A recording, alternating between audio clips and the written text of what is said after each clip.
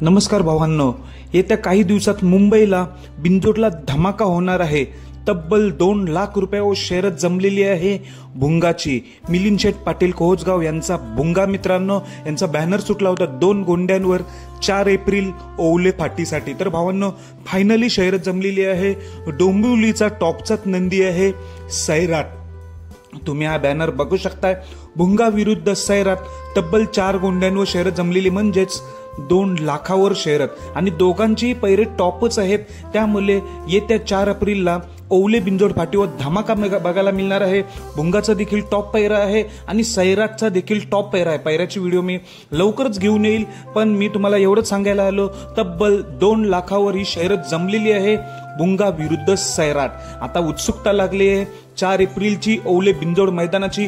भुंगा देखील आजारातून बरा झालेला आहे आणि त्याचा पहिलाच मैदान असेल। फेरे काढून झालेले आहेत, पण तब्बल डायरेक्ट 4 गोंड्यांवर नाव जुळलेलं आहे। सैराट देखील डोंबिवलीचा एक टॉपच आहे, त्यामुळे नक्कीच ही टॉप शर्यत बघायला मिळेल। धन्यवाद भावांनो।